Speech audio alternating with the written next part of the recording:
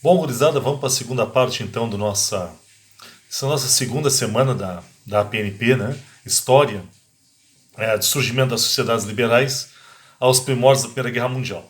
Nós estávamos falando sobre a Revolução Industrial, né? Comentamos sobre as características gerais da Revolução Industrial, aspectos positivos, aspectos negativos, e comentamos a respeito do pioneirismo inglês, porque a Inglaterra foi o país pioneiro da Revolução Industrial. Bom, nesse segundo momento dessa nossa aula de hoje, nós temos que comentar sobre as fases da Revolução Industrial. E aí eu vou começar comentando a respeito da primeira Revolução Industrial, mais ou menos de 1750 a 1850, mais ou menos isso. Também chamada de Era do Carvão e do Ferro, a primeira Revolução Industrial. O que já nos diz qual é a principal fonte de energia. Se a Era do Carvão, a principal fonte de energia da primeira Revolução Industrial, a energia a vapor. É por isso que nós temos tantos inventos na primeira Revolução Industrial associados ao vapor. Locomotiva a vapor, máquinas a vapor, barcos a vapor, né? Por essa energia, fonte de energia da primeira Revolução Industrial. Ela é basicamente inglesa e francesa, a primeira Revolução Industrial, e ela está associada à indústria têxtil. É por isso que das grandes máquinas da primeira Revolução Industrial é o tear mecânico. Outra grande máquina característica é a chamada laçadeira volante, que era uma máquina que era usada para colher algodão, que vai logo substituir a lã como matéria-prima das roupas. Então a indústria têxtil deve ser destacada na primeira Revolução Industrial. Além disso, nós temos que destacar na primeira Revolução Industrial explosão demográfica, crescimento das cidades, poluição nas cidades, situações subhumanas de trabalho, já comentamos sobre isso, né? Jornadas de trabalho excessivas, uso de mulheres e crianças que ganhavam menos, né? Uso do trabalho de mulheres e crianças. Que mais podemos comentar na primeira Revolução Industrial? Formação dos cortiços nas cidades, né? Subempregos, problemas sociais, miséria nas cidades, isso tudo está associado aos aspectos negativos da primeira Revolução Industrial. Além disso, concentração de renda, os ricos se tornando mais ricos, os pobres se tornando mais pobres. Que mais a gente pode dizer? Quebra dos artesãos independentes, quebra dos pequenos produtores, né? Já que a produção se concentra nas grandes fábricas, né? na primeira Revolução Industrial. E aí nós podemos citar ainda na primeira Revolução Industrial construção de ferrovias, já na primeira Revolução Industrial, embora a locomotiva ainda a vapor, né? Construção de ferrovias. O que mais? O capitalismo passa a ser um capitalismo industrial. Antes da Revolução Industrial, a gente chama o capitalismo de capitalismo comercial ou de pré-capitalismo. A partir de agora nós temos o capitalismo industrial. A riqueza não está mais, a principal riqueza não está mais no comércio, a principal riqueza passa a estar na indústria. Formação do operariado urbano, né? E as primeiras formas de luta dos trabalhadores. Eu destacaria duas formas de luta interessantes já na primeira Revolução Industrial. As duas inglesas, porque se a Inglaterra é o primeiro país a se industrializar, a Inglaterra é o primeiro país a pagar com os efeitos negativos dessa industrialização. Explosão demográfica, crescimento desenfreado das cidades, misérias, bairros operários, né? Abusos dentro das fábricas. A Inglaterra é pioneira em tudo isso, né? A questão, por exemplo, dos acidentes de trabalho que se proliferam, porque afinal de contas, eu até tinha começado a comentar no vídeo anterior, acho que eu não terminei. Por que existe jornada de trabalho? Porque o ser humano tem um limite de trabalho com qualidade. A partir de determinado momento, o ser humano não consegue mais trabalhar com qualidade e com segurança. É o caso, por exemplo, dos operários de fábrica. Por que se desaconselha que se façam horas extras? Aliás, em países mais civilizados do que o Brasil, o valor da hora extra é altíssimo. Para o patrão não obrigar o empregado a fazer hora extra e para o empregado premido, levado pela sua miséria, não aceitar fazer hora extra. A hora extra, ela desrespeita o limite de trabalho que o nosso corpo tem. Na Inglaterra, com jornadas de trabalho de 14, 15 horas de trabalho por dia, a partir da 10ª hora de trabalho, por exemplo, os trabalhadores perdiam a capacidade de se cuidar. E esses trabalhadores passavam a ser literalmente engolidos pelas máquinas. Trabalhadores que se descuidavam, por exemplo, e a Inglaterra é um país frio, as fábricas sem qualquer condição de qualidade, de saúde lá dentro, né? Resultado, os trabalhadores trabalhavam no meio de fábricas muito úmidas, né? E muito frias, já que os patrões não gastavam com calefação, por exemplo. Até hoje a Inglaterra precisa da calefação nas casas, nas fábricas, porque o inverno inglês é muito rigoroso. Resultado, os trabalhadores ingleses trabalhavam com muitas roupas, e a partir da nona, 10ª hora de trabalho, por exemplo, as mulheres que colocavam, por exemplo, os cabelos para dentro das toucas, tu coloca nas 2 primeiras horas. Chega um ponto que tu está tão cansado que cai, por exemplo, cai a mecha do cabelo, ou cai o cabelo para fora da touca, os trabalhadores não têm mais capacidade de se cuidar disso. E os cabelos passavam a enrolar nas máquinas, matando as mulheres degoladas. Trabalhadores que perdiam dedos, ou perdiam as mãos, ou perdiam os braços, que eram presos nas máquinas, e os trabalhadores tinham mutilados os seus órgãos. Crianças que entravam dentro das máquinas, as máquinas eram imensas, e as crianças entravam dentro das máquinas para trocar alguma engrenagem que tinha quebrado, algum dente da engrenagem. Em muitos casos, os patrões, na busca desenfreada pelo lucro, mandavam ligar as máquinas sem sequer verificar em que condição estavam essas máquinas. E em inúmeros momentos, as máquinas começavam a girar com crianças dentro, e as crianças eram literalmente engolidas pelas máquinas, né? Quando isso acontecia, é óbvio que não havia indenização para as famílias que perdiam seus parentes. Muito pelo contrário, em alguns casos, os burgueses entravam na justiça pedindo que as famílias pagassem indenização porque a máquina se estragou. Então, as famílias tinham que ou trabalhar para o patrão até pagar o custo do conserto da máquina, né, ou doar bens pessoais para os patrões para pagar as engrenagens que foram quebradas pelas crianças mutiladas ou pelos trabalhadores que perdiam seus braços. Essa é a realidade da primeira Revolução Industrial. Contra isso, Ned Ludd, na Inglaterra, propõe um movimento de destruição de máquinas. Se as máquinas escravizam os trabalhadores, vamos quebrar as máquinas, diz Ned Ludd. E começa um movimento de protesto chamado Ludismo. Ludismo de Ned Ludd, que defendia a destruição das máquinas. Terminou sendo violentamente reprimido pelo Estado a serviço dos burgueses. Mas o ludismo tem um mérito.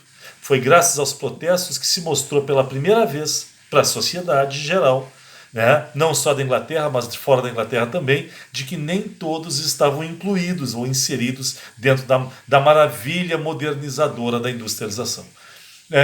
Depois do ludismo, nós vamos ter uma outra forma de protesto, chamado de cartismo, também surge na Inglaterra, quando os trabalhadores perceberam que não bastava quebrar as máquinas.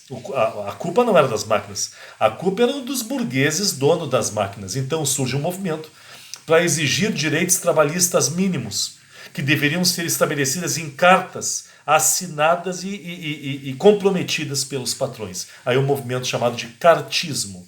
E foi graças ao cartismo, a essa luta pelos direitos mínimos em cartas assinadas e respeitadas pelos patrões, que surgiram os primeiros direitos de trabalhistas. Limitação da jornada de trabalho e proteção às mulheres e às crianças dentro das fábricas. São os primeiros direitos trabalhistas que surgiram na Inglaterra graças ao cartismo.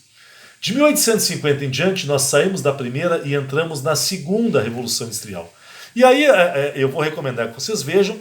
É um chavão, mas eu tenho que recomendar porque é o filme que mostra claramente o que foi a segunda Revolução Industrial, que é o filme Tempos Modernos, do gênio Charles Chaplin, né? Onde Charles Chaplin denuncia os horrores da Revolução Industrial, os horrores da segunda Revolução Industrial, que é marcada pela produção em série. O que marca a segunda Revolução Industrial é a produção em série. O uso de esteiras rolantes, produtos padronizados. O que é produto padronizado? Um monte de produto igual para ser vendido em grande escala a um preço menor.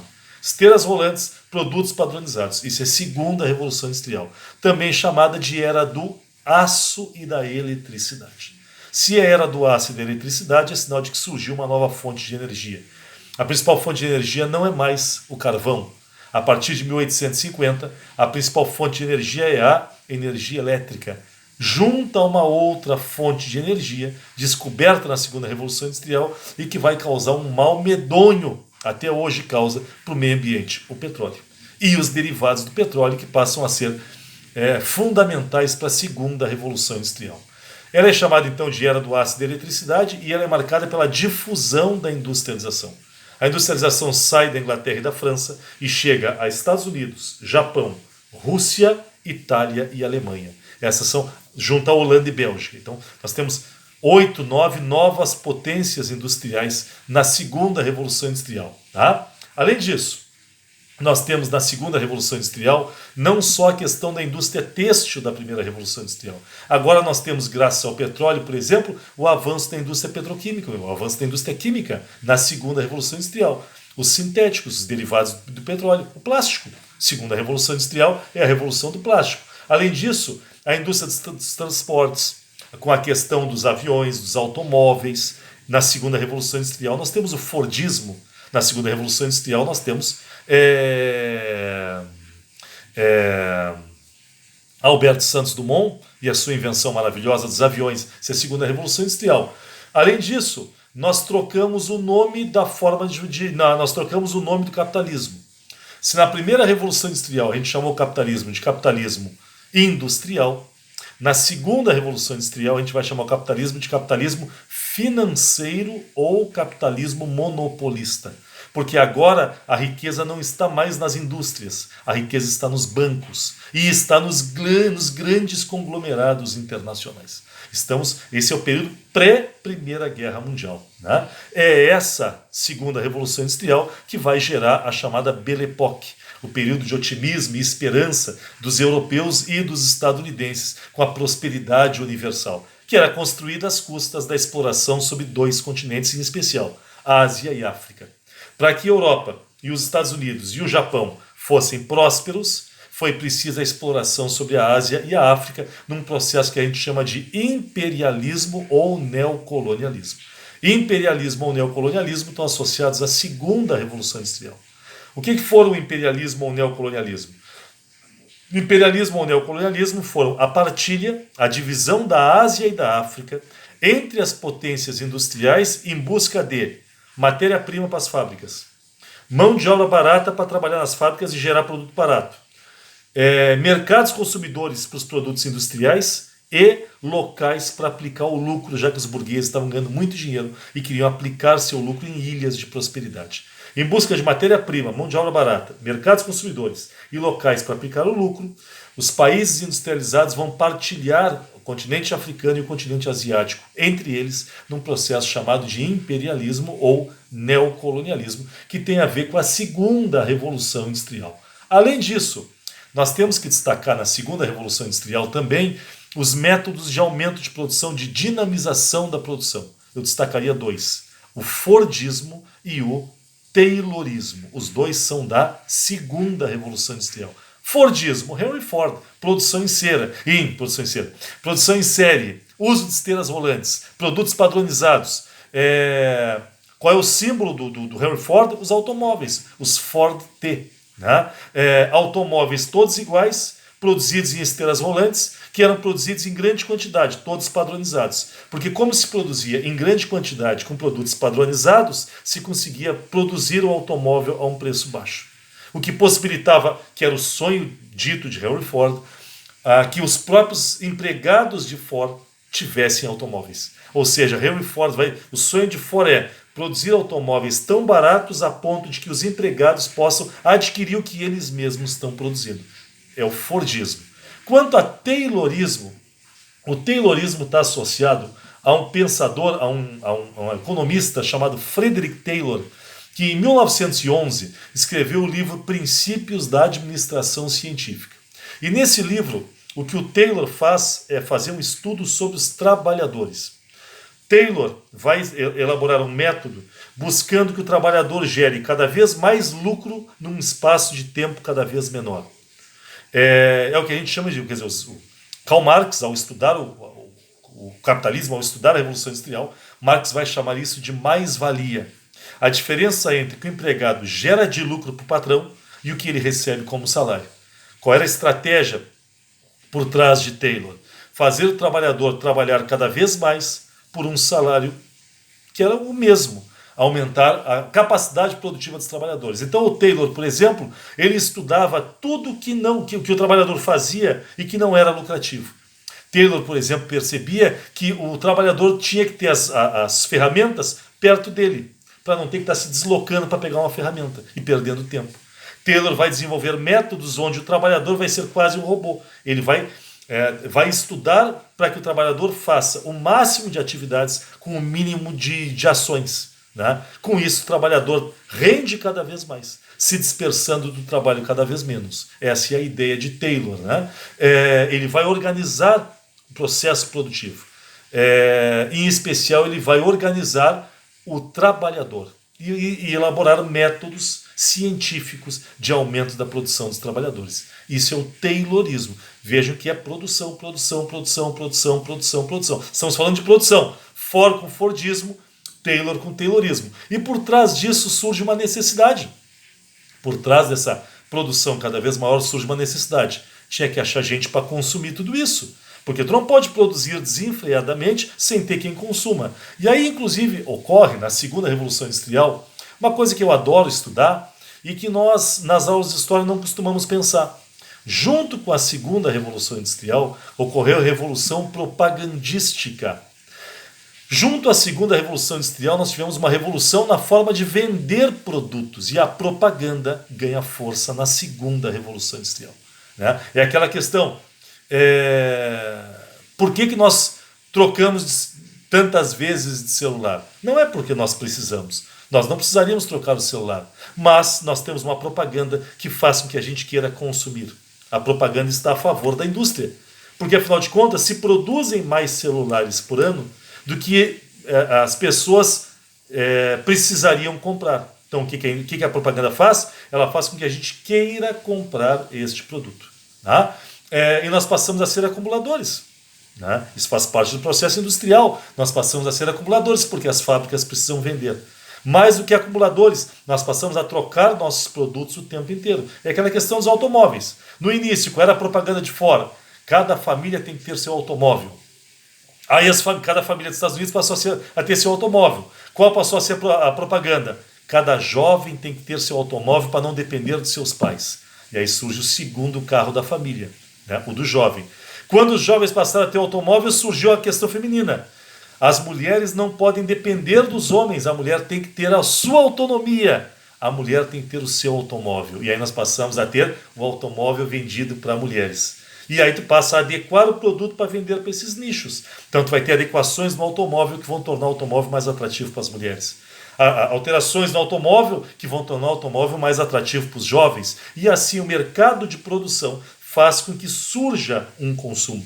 A produção, a partir da Revolução Industrial, passa a gerar consumo. As fábricas não produzem porque as pessoas querem. Nós consumimos porque as fábricas fazem a gente querer comprar o que elas estão produzindo. Isso é Revolução Industrial. Isso é segunda Revolução Industrial. Tá? Além disso, surgem novas formas de protesto. Primeiro, os trabalhadores percebem que se eles se unissem, eles teriam maior poder de reivindicação, maior poder de luta. E é por isso que na segunda Revolução Industrial surge a ideia dos sindicatos, o sindicalismo. Final da primeira Revolução Industrial, início da segunda Revolução Industrial, surge o sindicalismo. Né? A ideia de formar sindicatos, que surgiu na Inglaterra também, né? A ideia dos sindicatos.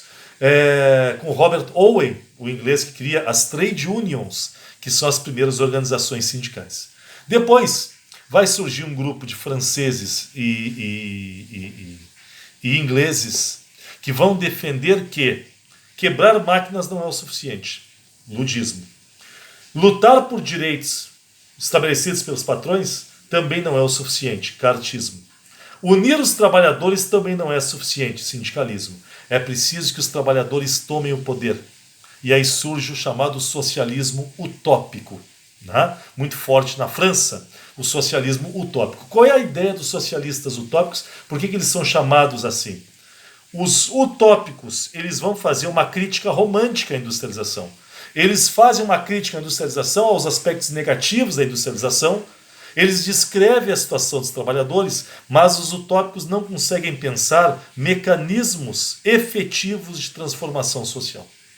Esse é o socialismo utópico. Então eles criticam a sociedade capitalista, descrevem os horrores que os trabalhadores estão passando, mas eles não conseguem elaborar métodos efetivos de transformação social. Por isso, o utópico do socialismo. Eles não conseguiam, eles descreviam uma sociedade ideal, justa, perfeita, e criticavam a sociedade na qual eles viviam. Mas eles não conseguiam fazer o link entre essas duas sociedades. Por isso, os socialistas utópicos, eu destacaria Saint-Simon, Charles Fourier, né, o próprio Robert Owen dos sindicatos e Louis Blanc da França, que inclusive vai participar de uma revolução em 1848 na França, a chamada Primavera dos Povos, onde o povo vai tomar o poder da França, o que vai durar só algumas semanas e logo depois a burguesia retoma o controle do país. Mas é interessante a ideia de socialismo utópico.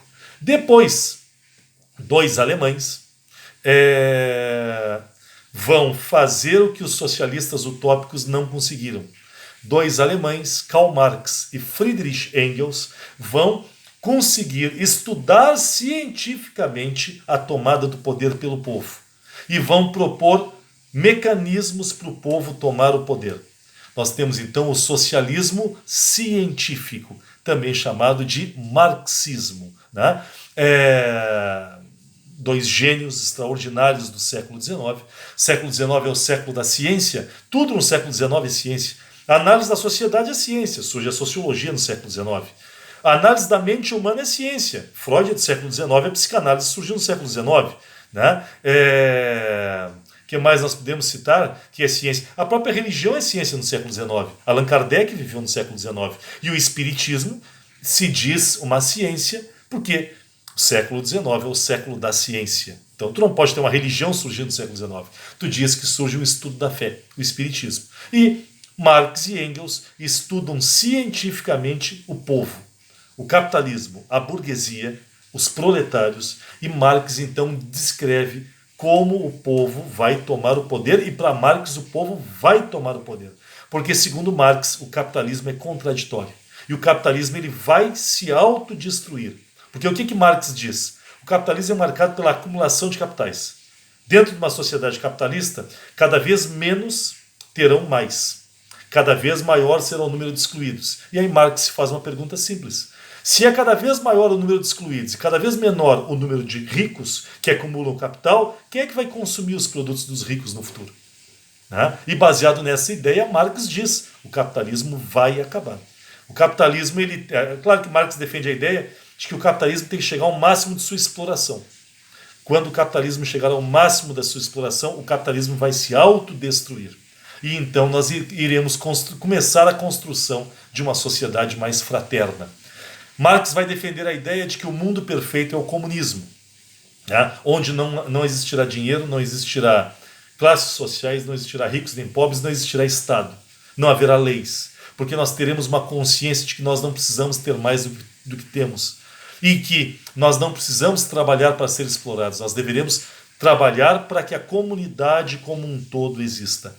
O comércio vai ser substituído pela ideia de cooperação e nós trocaremos produtos uns com os outros. Esse é o mundo comunista de Marx. Só que para te sair de uma sociedade capitalista, que é baseada na desigualdade, na miséria, na exploração, e chegar numa sociedade comunista, em que não haverá leis, não haverá Estado, não haverá propriedade privada, e todos viverão em comunidade, é preciso de uma transição entre o mundo da injustiça e o mundo da justiça. A transição entre o capitalismo injusto e o comunismo justo é o chamado socialismo. Por isso é que Marx defende a ideia de que o socialismo é um caminho para chegar no comunismo. O socialismo seria um período em que os trabalhadores, os proletários, dominariam os meios de produção e dominariam o Estado.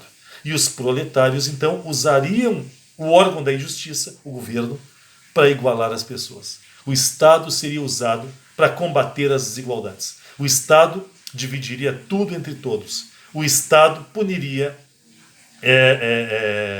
aqueles que exploram o próximo. O Estado se autocombateria. O Estado igualaria as pessoas, de forma que nós não precisaríamos mais de polícia, porque afinal de contas todos teriam as mesmas coisas, e para que precisaria da polícia se ninguém roubaria mais? E o Estado seria usado para nos reeducar. Assim, por exemplo, a função da escola passaria a ser não formar operários, como as escolas capitalistas formam, com suas sinetas que nos acostumam a escutar o sino das fábricas, com sua estrutura de classes, onde O aluno só enxerga a nuca do outro e só enxerga uma autoridade, a autoridade do professor, que representa dentro da sala de aula a autoridade do patrão.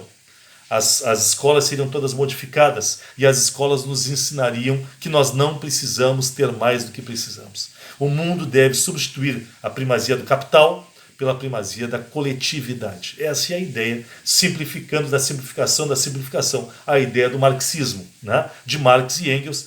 E, infelizmente, uma teoria extraordinária que na prática gerou uma série de regimes violentíssimos, autoritaríssimos, marcados pelo desrespeito aos mais básicos direitos humanos no século XX. Né? Infelizmente, os regimes ditos socialistas não conseguiram construir modelos básicos de respeito aos direitos humanos. Não que o capitalismo tenha conseguido, mas o socialismo ficou muito longe na prática do modelo pensado por Marx e Engels. Bom, também na segunda Revolução Industrial vai surgir, principalmente na Rússia, um grupo de pensadores que vão criticar Marx e Engels e vão dizer que eles são inocentes. Porque o que esses caras vão dizer? Ah, tu vai usar o Estado para igualar as pessoas. Tu vai usar o Estado para combater os privilégios. Tá, e quem é que vai ocupar o Estado? O Estado vai ser usado para igualar todos. Tá, e quem é que vai controlar esse Estado? As pessoas que vão estar no controle do Estado para igualar a todos, vão querer igualar ou vão querer se eternizar no Estado, tendo privilégio sobre todos os outros? Por isso, esse grupo de pessoas, principalmente pensadores russos, vão dizer: a solução não é usar o Estado para igualar as pessoas, a solução é combater o Estado. Nós temos que destruir o poder, nós temos que destruir toda forma de poder. Quem são eles? Os anarquistas, que também surgem na segunda Revolução Industrial. Né? Os anarquistas vão defender a desconstrução do poder, a destruição do poder, o combate aos privilégios. Veja algumas frases aqui. Ó. Proudhon disse, que é um dos principais, Proudhon, Bakunin, Kropotkin. O que eles vão dizer? Olha uma das frases dele. Quem quer que seja que ponha as mãos sobre mim para me governar é um tirano. Eu o declaro meu inimigo. Pierre Joseph Proudhon. Outra frase anarquista. Todo aquele que contesta a autoridade e luta contra ela é um anarquista. Sébastien Faure. Meu francês é uma vergonha. Outro. Estado quer dizer dominação. E toda dominação supõe a subjugação das massas. E, consequentemente, sua exploração em proveito de uma minoria governamental qualquer. Bakunin. Tá? Então nós temos aí algumas ideias dos anarquistas que vão existir também na segunda Revolução Industrial. O Proudhon, inclusive, diz que toda forma de propriedade é roubo. Né, o Proudhon, porque ele diz que para alguém ter propriedade sobre alguma coisa, alguém teve que ser explorado para isso e teve que ficar sem propriedade. Portanto, toda a propriedade é roubo. Já o Bakunin, por exemplo, defendia que só se consegue transformar a sociedade através do uso da violência. Tá? São alguns dos grandes movimentos, dos grandes líderes anarquistas. Bom, depois, pós-Segunda Guerra Mundial, nós vamos ter a chamada Terceira Revolução Industrial, né? Pós-Segunda Guerra Mundial, que a gente vai chamar de toyotismo, porque ela vai ser inspirada nos métodos de produção da empresa Toyota do Japão. E aí é bem diferente da segunda. Por exemplo, a Segunda Revolução Industrial é marcada pela produção em série. E a terceira? A terceira não. A terceira é marcada pela produção de acordo com o consumo. É o que a gente chama de just in time. As fábricas, a fábrica Toyota passa a produzir de acordo com o que os consumidores estão produzindo. Com isso, a partir da terceira Revolução Industrial, pós-45, empresas como a Toyota passam a não ter mais estoques de produtos. Qual é a vantagem disso? Como não tem estoque, a Toyota está sempre lançando novidades. Existe, a partir da terceira Revolução Industrial, um constante incentivo às inovações. E com isso, tu passa a ter o consumidor que vai estar sempre trocando de produtos, porque tu está sempre lançando produtos novos e estimulando ele a comprar. Isso é a terceira Revolução Industrial. Também na terceira Revolução Industrial, aquela hierarquia que tinha dentro das fábricas, o dono da fábrica, o chefe de setor, o supervisor de setor, o supervisor da linha de produção, o empregado, essas linhas passam a ser substituídas por uma organização horizontal das fábricas. E tu passa a ter as fábricas com grupos de trabalho. onde a comunicação entre o que o empregado precisa e, por exemplo, o almoxarifado comprar passa a ser mais dinâmica. Em vez de uma hierarquia vertical, nós passamos a ter uma estrutura horizontal nas fábricas com linhas de produção. Também na terceira revolução industrial, as jornadas de trabalho definidas passam a ser questionadas. E nós passamos a ter o estímulo à produção, o estímulo não mais a jornada de trabalho, e sim ao trabalho por metas. A Toyota passa a incentivar que os trabalhadores não tenham que trabalhar mais 8 horas por dia e 44 horas semanais. O trabalhador tem que cumprir uma meta. Né? E se ele cumprir a meta em pouco tempo e for com qualidade, não tem problema. Porque o que interessa para a fábrica, o que interessa para a empresa, é que o trabalhador se sinta bem e que produza. Não interessa para a fábrica que o trabalhador fique dentro da fábrica gastando água, gastando luz, né? Gerando protesto, falando que não deve, sem produzir. Nós passamos a ter uma nova estrutura de fábrica a partir da terceira revolução industrial. Além disso, a terceira revolução industrial é marcada pela robotização, o aumento do uso de robôs, com a questão da inteligência artificial, muito forte no Japão, né? Com a terceira revolução industrial. E além disso, a ideia de que o trabalhador não pode mais ser um alienado. Nós passamos a ter, a partir de agora, um trabalhador que é estimulado a trocar de lugar da fábrica o tempo inteiro, para que o trabalhador tenha uma ideia de todo e não se torne só um alienado numa pequena parte do processo produtivo. É claro que essa terceira revolução industrial, por exemplo, só chegou a algumas empresas no Brasil, por exemplo.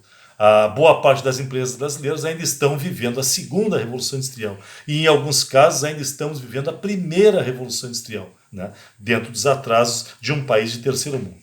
Tá? Então eu acho que nós conseguimos, ao longo dessa nossa fala, eu estou olhando, já estou com 32 minutos de novo, acho que nós conseguimos dar uma visão rápida sobre a Revolução Industrial e sobre as formas de protesto dos trabalhadores. Já está no nosso AVA um resumo dessa aula, o texto base, né, que eu segui para a aula de hoje, está lá.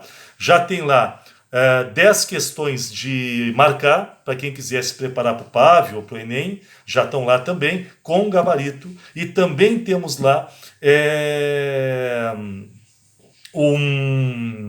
imagens marcantes sobre a Revolução Industrial e a tarefa que eu peço que vocês me entreguem assim que conseguirem fazer, para me registrar que vocês fizeram a segunda tarefa da nossa PNP. Tá? Continuo à disposição de vocês e não se esqueçam de olhar mensagens que eu coloco lá pelo nosso grupo de WhatsApp da nossa PNP 2. Tá? Uma boa noite para todos, espero que tenham gostado. Estou postando agora esse vídeo aqui. Tá? Saudações, até mais, pessoal.